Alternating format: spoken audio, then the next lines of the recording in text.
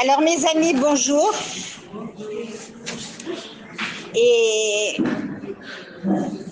on se retrouve après des moments bien particuliers, des moments bien sérieux. Une guerre, c'est toujours dur, bien que on nous répète sans arrêt qu'il y a eu beaucoup de miracles. Et d'ailleurs,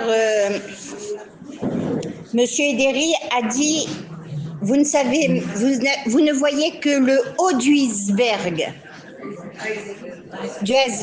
pour nous prouver que nous ne connaissons pas réellement la portée de la main d'Akadosh Baruch Hu dans cette guerre. Alors, regardez, je ne suis pas un messager de comment, mesdames, transformez vos midotes, etc. Mais essayez de me suivre par rapport à la paracha de cette semaine. Et par rapport à la paracha de cette semaine, on va voir combien Akadosh Baruch Hu, d'ailleurs on l'avait vu dans les parachutes précédentes, combien Akadosh Baruch Hu nous recommande de travailler nos midotes. Nos midotes sont la cause de tous nos méfaits. Alors, ça va partir de la colère et ça va passer par toutes sortes de midotes lotovotes, et dont chacune de nous, on devrait se sentir concerné. Et surtout, mesdames, il faut excusez-moi de parler comme ça, continuer de vivre au rythme de la guerre. Au rythme de la guerre, on faisait vite à manger pour avoir le temps pendant la sirène de faire les télim qu'on avait besoin. Ah, vous savez, combien de messagères j'ai reçus qui m'ont téléphoné, qui m'ont dit combien de télim j'ai fait. Tout mon temps, j'ai rempli un télim. Vous comprenez? C'est ça qu'il veut Hachem. Hachem, il veut qu'on avance. Il en a marre de nous voir stagner. Il en a marre de nous voir laisser vivre comme ça. On revient à la chigra, on revient à nos habitudes. Ah, c'est kiff, on revient à la routine. C'est fini. Il ne faut plus vivre à ce rythme-là. On doit essayer de vivre dans un rythme que Akadosh Baruch Hu attend de nous, c'est nous rapprocher de lui et de nous travailler. Et aujourd'hui, moi, sincèrement, malgré mon âge, j'ai écrit dans mon Sefer Tefila, Hachem, ce que je suis en train de faire maintenant, ça te convient, ça te plaît, c'est ce que tu attends de moi? Eh bien, à chaque fois que j'ouvre mon livre de Tefila, je sais qu'il faut que je lise cette phrase et je la lis. Mais je ne la lis pas simplement. Et pourquoi je la lis? Je vais vous dire pourquoi. Parce que nous, les mamans, on se met à faire la Shemona Esrei, et puis on dit, est-ce que j'ai éteint le gaz? Et huile est le petit que je garde. Comprenez, on doit, il y en a une j'en ai rencontré une, et puis elle me dit, j'ai dit, oh, t'es belle aujourd'hui. Elle me dit, oui, je vais chez le docteur. J'ai dit, tu t'habilles comme ça avant de prier? Elle me dit, non, il m'arrive de faire un chemise de nuit. Comment est-ce qu'on fait un chemise de nuit? Mesdames, le Boré Olam, c'est le roi des rois. Il faut être élégante, il faut du kavod. On est des princesses. On est des princesses. Alors, entamons la paracha Chukat. Alors, d'abord, Chodesh Tov, que ce soit le mois de la Géoula, et c'est en y croyant qu'elle arrivera. Et nous, les femmes, on a ce kohar. Et c'est pour ça que Dieu, il attend de nous principalement, parce que nous sommes les fondations de la maison. Et ça, on ne doit pas l'oublier. On est l'exemple, on est la fondation. Si nous on rit, le mari rit. Si nous on dit zut, le mari répète zut 2 fois, 2 minutes après. On est comme ça, je vous assure. Alors,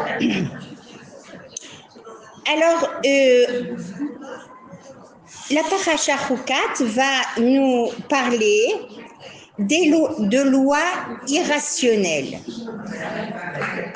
Des lois sans logique.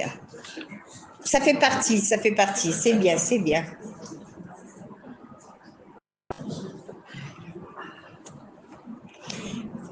Ocat va nous parler de la vache rousse.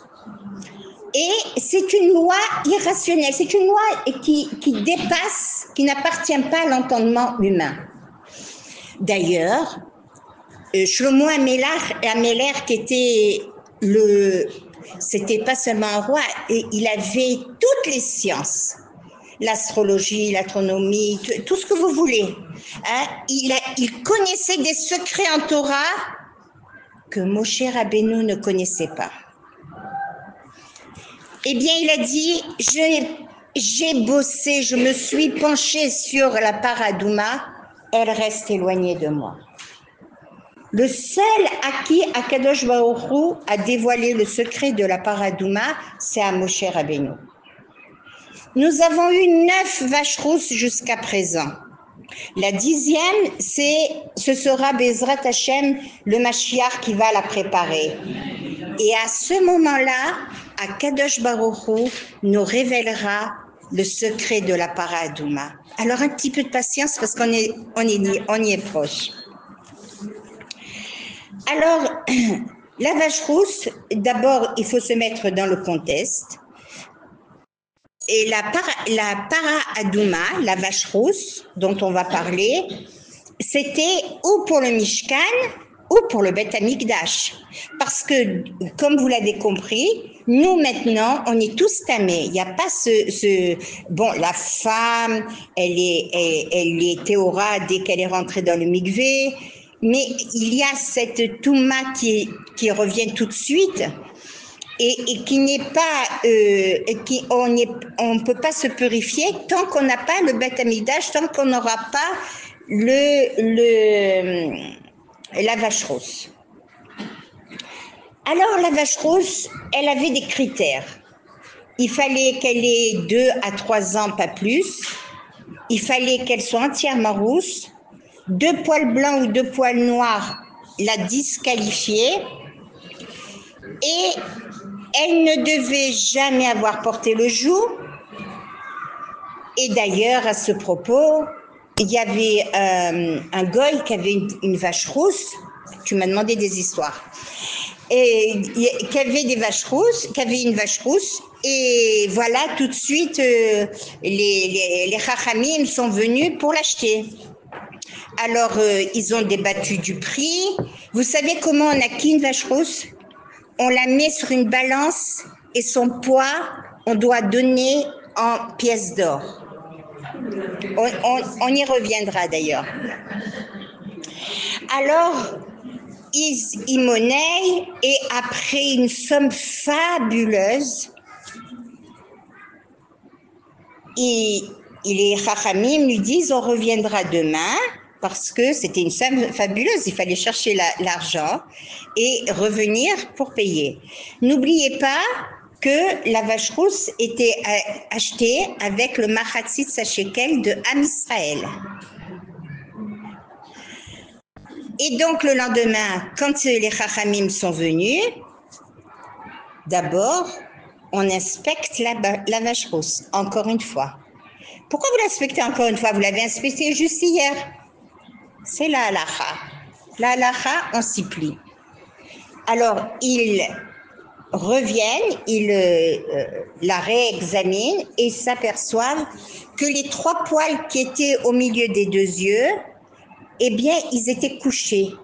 Ça veut dire que le goy a voulu faire une ruse aux Juifs et pendant la nuit, il lui a fait porter le joug, il lui a mis des lanières et il lui a fait labourer une partie du terrain. Ils lui ont dit, excuse-nous, elle n'est plus apte à notre Beth Amikdash. Alors, excusez-moi, j'ai complètement oublié la fin. Soit il s'est suicidé, soit il s'est converti. Je ne me souviens plus, mais ça a été pour lui tragique. Alors, la vache rousse, on la faisait brûler. Dans le feu, on mettait une branche de cèdre et on mettait du zarta, de l'hysope, du zarta, et on y mettait également de l'écarlate, comme un fil écarlate. Alors, celui qui s'occupait de brûler la vache et qui s'occupait de tout ce processus, alors lui, il devenait tamé. Mais l'eau qu'il recevait, parce qu'on le mélangeait avec de l'eau lustrale, cette eau-là, quand il éclaboussait la personne qui devait être purifiée après la lèpre, après une maladie ou après avoir été au contact avec un mort, alors la personne devenait pure et la personne qui faisait ce processus, elle devenait tamée. Alors vous comprenez, c'est un roc, c'est une loi. On n'a pas le droit de chercher et de discuter et de questionner. C'est la loi. Pourquoi? Parce que j'aime mon Dieu et que je lui apporte toute ma confiance. Alors ce qu'il me demande, je le fais. C'est un roc. Alors, ça c'était dans la deuxième année après la sortie d'Égypte. Maintenant, on fait un bond. Un bon 40 années après. N'oubliez pas que Korah, c'était 19 années après. Après, il y a eu les 19 années de révolte avec les Méraglim, etc. Et on arrive maintenant à la 40e année. La 40e année du voyage dans le désert. Hein. Le peuple arrive au désert, au Midbar de Tzin. Et là, Myriam Anevia, le 10 Nissan 2487, Myriam Anevia va mourir. Et là, le peuple ne réagit pas. Seules 2 personnes vont s'asseoir en Shiva et vont la pleurer. Aaron et Moshe. Que fait Hachem? Il prend le puits de Myriam et il le cache. Plus d'eau dans le peuple. Moshe et Aaron sont assis en Shiva, et puis voilà que ils entendent du bruit.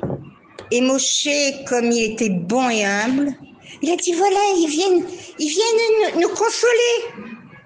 Et Aaron, qui était son aîné, il lui dit quoi, tu fais pas la différence entre une consolation et une émeute? Alors c'est le peuple qui s'était encore soulevé, encore une émeute de Ham Israël. Alors, moi je ne sais pas vous, mais moi je suis émue de tout ça parce que Myriam Anevia, elle a donné sa vie, sa santé pour Ham Israël.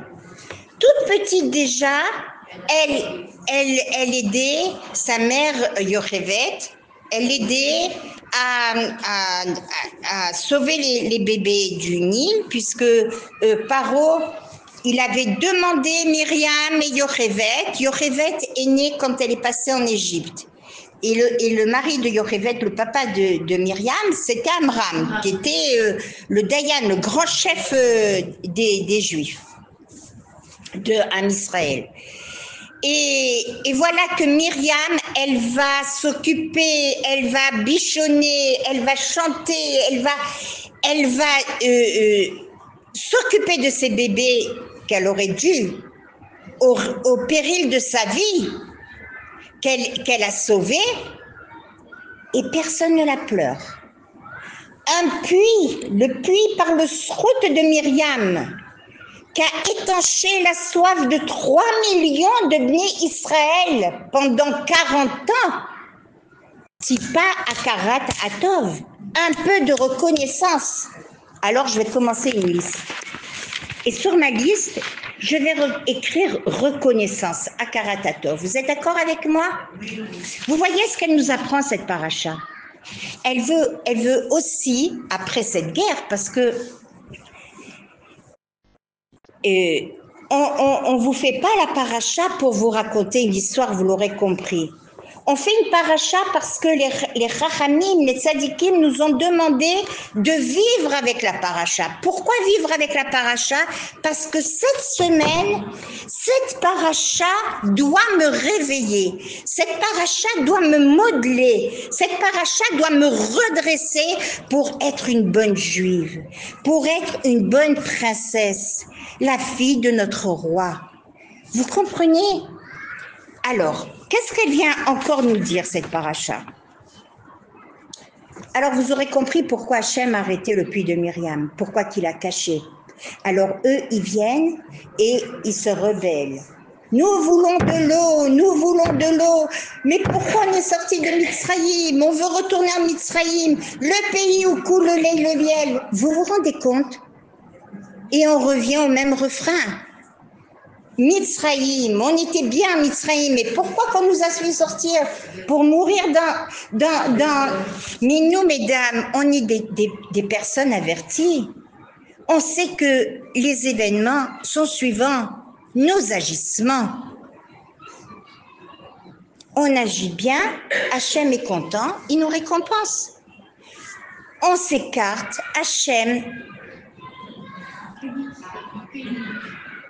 il nous donne la fessée, il nous réveille, il nous aime. Mais s'il nous laisse aller, alors on va à la décadence. Donc de temps en temps, il nous rappelle à l'ordre. Et c'est ça qu'il faut avoir tout le temps devant les yeux. Vous savez, moi j'aime la Torah quand on est positif, parce que la Torah c'est quelque chose de positif, c'est pas du tout quelque chose de négatif. Mais il faut être conscient. Cette guerre, elle n'est pas vraiment arrêtée, elle n'est pas vraiment terminée. Alors, à nous, mesdames, à nous de préparer la future guerre. Vous comprenez?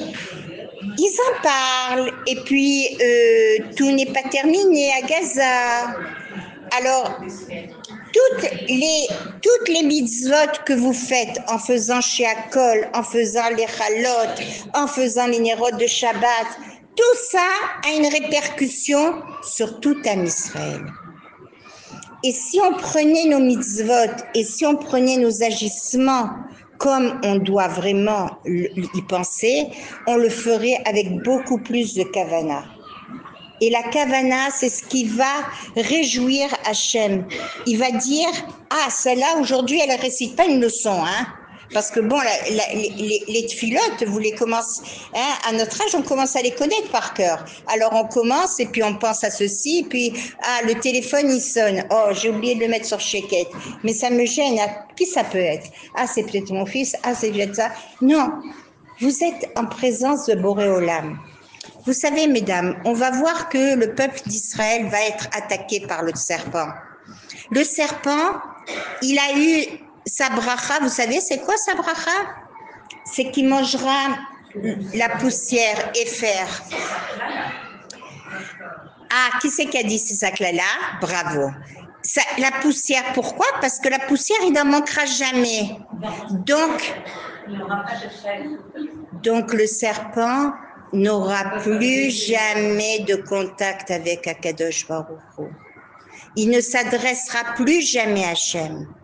Mais nous, quand le puits de Myriam s'est arrêté, quand la manne va s'arrêter, quand les nuées de gloire vont s'arrêter, les Bnei Israël vont de nouveau s'adresser à Kadosh Baruch Hu. Hachem, ne nous oublie pas. Hachem, je t'en prie, on a faim, on a soif. Vous comprenez? Hachem est là, il écoute toutes les tfilotes. On a vu le kohar des tfilotes. On va voir encore une fois dans cette paracha plein de choses. Attendez, on y revient. Alors, Akadosh Baruch Hu va dire à Moshe Rabbeinu, bon, alors tu vas aller devant le rocher de Myriam et tu vas parler au rocher de Myriam. Alors, Moshe se présente devant le puits. Il va pour lui parler et puis il voit que le puits a disparu. C'est un autre puits, c'est pas le puits de Myriam. Il avait disparu. Le Midrash nous dit qu'il avait disparu. Alors, les railleurs lui ont dit, non, non, non, non, non, nous on veut ce rocher-là. Allez, viens ici, Moshe. Non, non, celui-là maintenant. Non, non, ils l'ont rendu complètement fou. Et il leur a dit, peuple de rebelles. Il avait tout à fait raison. Moshe Rabbeinu a fait toute sa vie preuve d'une humilité, d'une patience, d'une bonté, d'une ahava sans borne. Mais là, s'il a dit ça, c'est parce que vraiment, et c'était sûrement le Erev Rav qui l'ait machiné, et là, il a dit, et cette phrase n'a pas plu à Hachem, mon peuple n'est pas un peuple de rebelles. Malgré tout, c'est mon enfant, je l'aime. Ça vous arrive pas, ça? De temps en temps, on a un enfant qui nous fait un petit truc, mais c'est mon enfant, il reste mon enfant, je l'aime envers et contre tout. Et Hachem va donc profiter de cette occasion parce que c'était pas vraiment. Mon collier fait que si vous l'avez pas remarqué, hein. Et donc il va taper le rocher, mais 30 ans avant, Akadosh Baruch Hu lui avait demandé de prendre son bâton et de frapper le rocher. Pourquoi? Parce que 30 ans avant, on avait moins de Kedusha, on avait moins appris de Torah dans le Midbar. On n'était pas arrivé à ce niveau-là. Et donc, maintenant, le niveau ayant élevé, on méritait de parler au rocher. Il a parlé au rocher, le rocher n'a pas donné l'eau. Mais Akadosh Baruch Hu lui avait dit deux options. La première, tu parles au rocher. Si le rocher ne te répond pas, alors frappe-le. Il frappe le rocher. Le rocher sort du sang. Les railleurs vont dire... et puis tout de suite, il va y avoir un filet d'eau. Alors je dis, c'est pour les bébés ça? Vous... Alors va jaillir des fleuves qui vont engloutir les railleurs. Alors, et le monde n'est pas efker. Vous avez entendu parler de cette expression, le monde n'est pas efker? Ça veut dire que tu es libre de faire ce que tu veux, tu es libre de dire ce que tu veux. Mais maîtrise-toi. Pourquoi tu veux dire à ta copine, tu me déranges? Pourquoi tu veux faire du mal? Maîtrise-toi. Attends. La nuit est porteuse. Il y en a qui se sentent... D'accord. Mais vous comprenez ce que je veux dire? Là, Akadosh Baruch Hu, il lui a dit, tu ne rentreras pas, ni toi ni Aaron, vous ne rentrerez en Eretz Israël pour avoir dit à mon peuple qu'il est rebelle. On doit, mesdames, on est ici, les évêques d'Akadosh Baruch Hu. Nous avons un maître. Et nous devons, avant de dire un mot, nous devons nous sentir un peu plus humbles parce que nous avons au-dessus de nous avons Hachem, Akadosh Baruch Hu. Et avant de dire un mot, avant de blesser, avant de tirer des conclusions, réfléchissons. D'ailleurs, on nous dit bien qu'il faut tourner 3 fois la langue dans la bouche. 7 fois, pardon.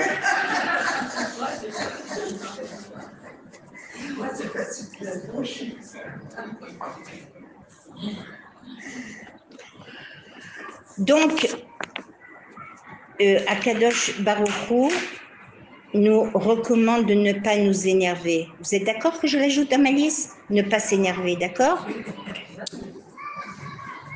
Et puisque Moshe s'est énervé après les Bnei Israël. Et d'ailleurs, le Rashi nous dit que c'est très facile de s'énerver, mais les conséquences sont graves.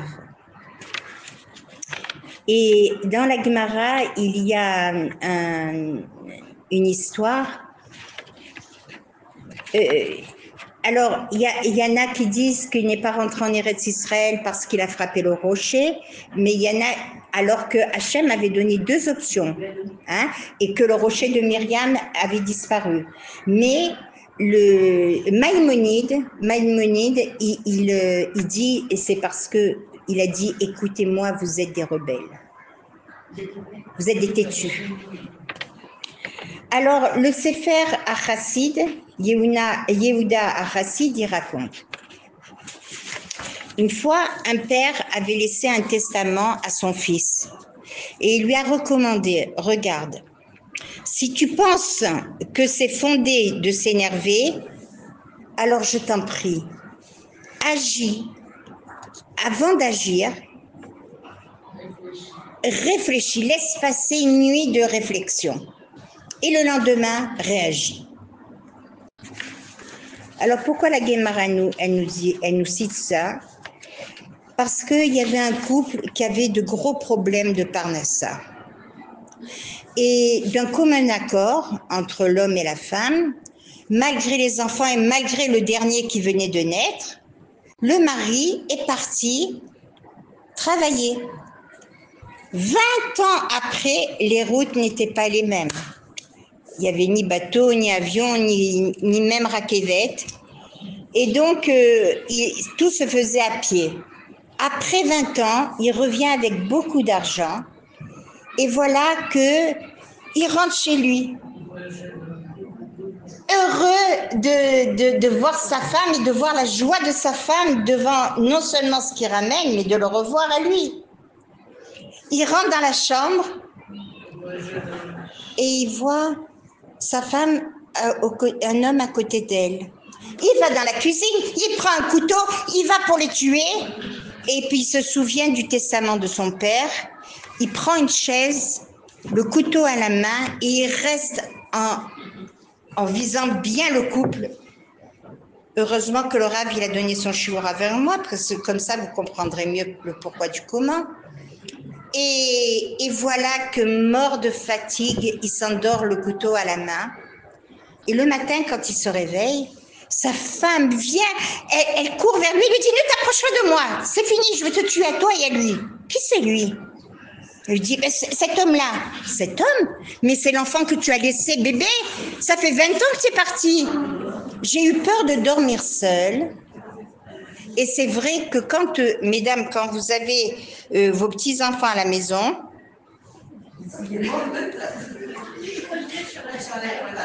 personne ne me le prend, hein. Et lorsque vous avez un barour yeshiva, un enfant qui vient dormir chez vous, ne le laissez jamais dormir dans une chambre où il n'y a pas de lumière. Maintenant, je peux vous le dire parce que le Rav en a parlé. Mais c'est vrai que nous, les femmes, on n'est pas sujettes à ça. Mais d'ailleurs, quand le Rav était là, je ne sais pas si vous avez entendu, je lui ai dit, les femmes, non. Il a dit non. Mais c'est les hommes. Il y a une. Pourquoi? Parce qu'ils étudient la Torah et que c'est ce qu'il nous a expliqué. Lorsqu'il y a beaucoup de Gdusha, il y a beaucoup de Touma. Bon, il suffit de laisser une lumière allumée dans la maison ou dans sa chambre ou quoi. Vous savez, ils vendent des toutes petites, mais des toutes petites comme ça, qui éclairent. Ou alors, la lampe Héroum, elle reste allumée comme ça, à Dina comme ça. Vous la mettez face au mur, ou même la lampe de Shabbat, vous l'allumez et puis vous arrivez, voilà. Alors, vous aurez compris, s'il avait tué, il aurait tué 2 innocents. Heureusement qu'il a réfléchi et Dieu l'a épargné de ceci. Alors, continuons dans notre... Je ne sais même pas à quelle heure je dois m'arrêter. Alors, très bien. Très bien. Alors, on arrive maintenant à Rosh Chodesh Av. Et voilà que un autre mort à 38 ans après l'entrée dans le désert, et ça va être Aaron à Kohen. Alors, Aaron, il va être succédé par son fils Élasar. Et revenons sur cette merveilleuse scène. C'est une scène tellement sublime qu'on ne peut pas passer à côté. Voilà que Aaron est vêtu de ses 8 vêtements sacerdotaux. Il sort de chez lui, il va en direction du Ohel Moed. Il était vraiment majestueux, il était grand de taille et il représentait vraiment la gdoucha de l'endroit. Il s'avance vers le Ohel Moed pour faire son service quotidien.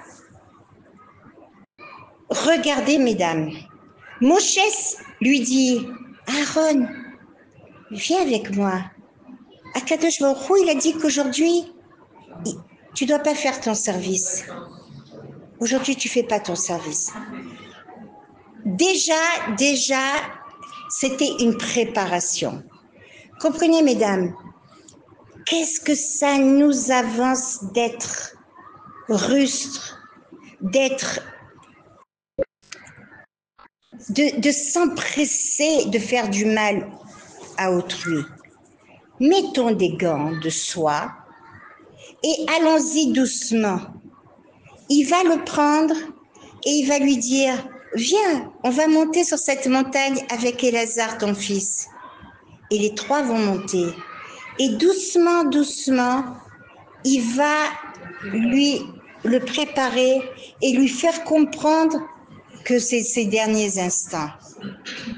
Maintenant, il arrive au Hor Har, à cette montagne, au haut de cette montagne, il voit la grotte, il voit dans la grotte le lit et la bougie qui est allumée par Akadosh Baruch Hu. Pourquoi? Parce que le Malach Hamavet n'avait aucun pouvoir sur Aaron. Seule la Shrina pouvait lui enlever son âme. Il arrive et Moshe Rabbeinu va déshabiller Aaron à Cohen et habiller son fils Élasar des habits sacerdotaux. Et pendant ce temps, Aaron se tait. Pourquoi? Parce que c'est le Ratson d'Hachem. Il était heureux. Il savait que tout était le Ratson d'Hachem. Il lui dit, il y avait un ordre. Il va lui enlever, avec tout le kavod que j'ai pour vous, le caleçon. Mais ne vous inquiétez pas. Akadosh Baruch Hu a fait un S. À aucun moment, le corps de Aaron a été dénudé. Miraculeusement, il lui a enlevé le vêtement, il y trouvait un vêtement céleste. Est-ce qu'on peut comprendre cette merveille? Et c'est comme ça que les 8 vêtements sacerdotaux ont été enlevés à Aaron et mis à son fils Élasar. Donc, il a eu de son vivant l'apaisement que c'était son fils qui allait le succéder, chose que Moshe Rabbeinu n'a pas eue. Et après, il va lui dire, je t'en prie, assis-toi sur le lit. Il va s'asseoir sur le lit. Allonge-toi, il va s'allonger. Ferme tes yeux, il va fermer ses yeux. Allonge tes jambes, il allonge ses jambes. Et là, Akadosh Baruch Hu, il était heureux. Sa Netshama était heureuse de retrouver Hachem. Il avait 123 ans. Myriam en avait 125. Et voilà qu'il va lui enlever sa Neshama à Kadosh Baruch Hu, lui-même. Évidemment, Moshe Rabbeinu va s'écrier et va dire « Heureux celui qui meurt ainsi ». Pour avoir dit cette phrase, il sera aussi enterré comme ça. Ken, je ne sais pas si vous ressentez la force et la gdoucha de ce moment-là.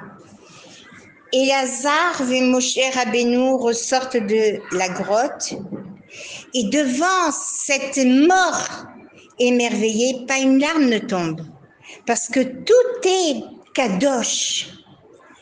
Les portes de la grotte se referment toutes seules éternellement, pour toujours. Personne n'a pu avoir accès à cette grotte. Moshe et Elazar descendent de la montagne. Les Bnei Israël les voient descendre. Une autre émeute. Tu as tué Aaron. Et ils prennent des pierres et ils jettent ils ont voulu le lapider. Hachem va faire un grand miracle. Il va faire montrer le lit de Aaron dans les airs. Mais est-ce que vous êtes conscient Mais c'est une paracha qui nous apprend des tonnes de choses. D'abord, si on veut mourir avec Kedusha, se réjouir du dernier moment, ne pas partir, ne pas... Regardez, tout est noté. C'est une paracha qui est d'une... C'est une paracha dure parce qu'on commence avec Chokim. Les Chokim, ça ne s'explique pas. Évidemment, c'est dur. Vu comme ça, c'est dur. Mais elle est tellement pleine de beauté, tellement pleine de secrets.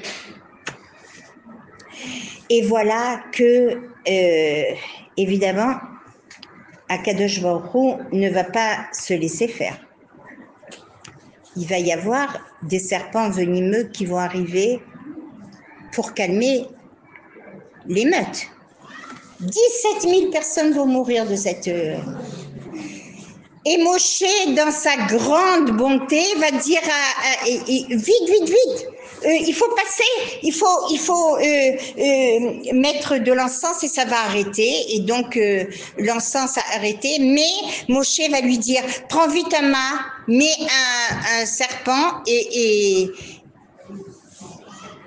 ils vont, l'épidémie va s'arrêter. C'était une épidémie. Enfin, c'est pas une invasion de serpents. Alors, en vérité, il y a eu deux sortes de serpents. Il y a eu des serpents et des séraphim. Il y a eu deux sortes de serpents, Nechashim et Séraphim. Et les Nechashim étaient beaucoup plus doux que les Séraphim. Les Séraphim étaient beaucoup plus dangereux. Alors pourquoi Kadosh Baruch Hu il a dit mais un serpent, mais un Séraphim? Et voilà que Moshe voulait que la royauté d'Hachem soit mise en exergue. Et Akadosh Baruch Hu voulait que le tzaddik soit sauvé. Donc, en mettant le serpent sur le mât, eh bien, les gens qui étaient piqués par le serpent devaient regarder le serpent et guérir. Mais qu'est-ce que ça voulait dire, regarder le serpent? Le serpent n'a jamais rien guéri. C'était lever les yeux vers le ciel. Et pour qu'on lève les yeux vers le ciel, alors comme on dit que ça a guéri, ça a vraiment guéri, c'est comme ça que les pharmaciens et la médecine ont pris le même symbole. Alors, Moshe va conduire les Bnei Israël. Je vais peut-être essayer d'aller un peu plus vite. Évidemment, avec le départ de Aaron, les Anané Kavod vont disparaître. Alors, qu'on sache bien, les Anané Kavod, c'était des nuées de gloire qui étaient aussi bien au-dessus des Bnei Israël que sur les côtés et que en dessous et devant et derrière. Donc, ils étaient enveloppés hermétiquement. Ça veut dire ni serpent, ni scorpion, ni les flèches de nos ennemis, ni la chaleur, c'était un masgan, ni rien ne venait pour... Et les Anané Kavod, les colonnes de gloire, elles arrivaient à... Les montagnes les aplatissaient pour que les Bnei Israël puissent avancer sans douleur. Maintenant, les Amalécites, je ne sais pas si vous arrivez à voir cette photo. Vous voyez, les Amalécites, ils ont dit, bon, ben alors, puisque maintenant ils n'ont plus de protection, de colonne de gloire, alors on va se répartir en deux camps, on va se mettre sur la montagne, celles qui viennent de la Méditerranée, ils savent ce que c'est des gorges. Hein? Voilà, c'est ça les gorges. Alors, les Bnei Israël devaient passer au milieu. Les Amalek, les Amalécites s'étaient mis de chaque côté de la montagne. Sachez que les montagnes c'était la montagne de Hamon. Elles étaient tellement proches qu'on pouvait se parler d'une montagne à l'autre. Et donc, les Bnei Israël devaient venir par là. Akadosh Baruch Hu a fait que, vous entendez bien, c'est pas un truc de science-fiction. Hachem a rapproché les montagnes, a écrasé l'ennemi et il a ramené le puits de Myriam qui s'est ouvert. Et lorsque les Bnei Israël ont vu que l'eau était ensanglantée et qu'il y avait des corps, ils ont compris qu'Akadosh Baruch Hu avait fait un très grand nez pour eux. Est-ce qu'on peut comprendre combien Hachem nous aime? Et on croit que c'était des miracles passés, mais vous voyez bien que le petit point d'Israël, à côté de ce grand pays d'Irak, d'Iran, comment on ne peut même pas savoir combien de Nissim Veniflaot Hachem a fait et combien de reconnaissance envers Hachem. Alors pour finir, parce qu'il faut quand même finir avant que le Rav arrive, la guerre Moshe Rabbeinu va demander aux géants Sichon et Og de passer par leur territoire pour... on était très proche d'Eretz Israël et bien ils ont refusé. Alors il faut rentrer aussi en guerre avec eux et que vous sachiez que Sichon avait 500 ans et que Moshe Rabbeinu en avait 120. Et que c'est lui qui a eu le zchut de dire à Abraham Avinu, ton neveu Lot est pris prisonnier. Donc Moshe avait de quoi être inquiet. D'abord par son âge, parce que c'est quand même un zchut d'avancer en âge. Et deuxièmement, parce que il a fait cette mitzvah de sauver Lot de ses... Et voilà que Sichon, il prend la montagne. Attendez, je ne prends pas celui où il y a du Nescafé. Il prend la montagne comme s'il prenait une petite pierre. Il la retourne pour tuer, exterminer, effacer les Juifs pour toujours. Qu'est-ce qu'il fait Dieu ? Alors, je ne sais pas si c'est des fourmis, et ne soyez pas choqués parce que j'ai vu quelque chose avec les fourmis, quelque chose de phénoménal. Je ne sais pas si c'est des fourmis ou des sauterelles. Ils ont fait que la montagne s'est complètement effritée et c'est descendu sur le corps de Sichon. Sichon, il mangeait 1000 bœufs à chaque repas. Et il buvait 1000 brocs d'eau à chaque repas. Que vous compreniez qui c'était. C'était un géant. Oui, c'était le dernier géant, lui et son fils. Et donc, Hachem a fait un S que la montagne s'est effritée et s'est tombée comme des flèches sur son corps. Et avec ses dents, il essayait de les enlever tellement c'était douloureux pour lui. Vous comprenez, rien n'est impossible pour Akadosh Baruch Hu. Nous avons qu'une seule chose à faire. Aller dans ses voies. Écoutez ces chukim. C'est vrai que Mishpatim, c'est aussi, par exemple, respecte Shabbat. Mais ça, on le comprend.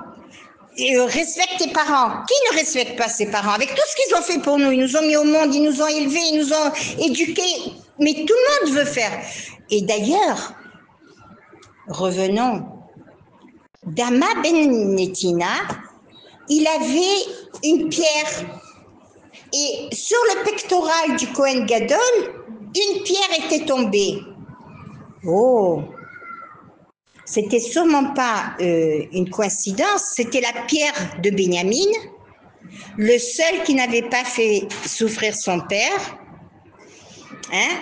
Les 12 tribus avaient fait souffrir leur père en ayant enlevé Yosef, mais Benjamin, non. Et comme par hasard, quelle est la couleur de la pierre de Benjamin? Rouge. Alors, on cherche, il cherche un endroit, ça y est, il est là. Alors, il cherche un endroit ils vont chez Benatina, il a la pierre, il lui demande, il monnaie 600, 800 000 pièces d'or. Ok, je suis d'accord. Ils vont pour l'acheter. Il va au coffre, le coffre est fermé. Il dit, je peux pas vous la vendre. Alors, ils lui disent, mon père dort. Hachem va faire un grand miracle. Il va mettre chez ce goy qui était un Philistin qui habitait Ashkelon. Il va naître une vache rousse pour le récompenser. Voilà ce que c'est Kavod Avahem. Il a fait le Kavod Avahem. On a su par la suite que c'est parce que ses parents n'étaient pas tout à fait normaux et donc il valait mieux ne pas réveiller les parents. Il avait raison de ne pas réveiller ses parents. Mais tout ça pour vous dire que c'était un grand Kavod qu'il avait fait et Dieu l'en a récompensé.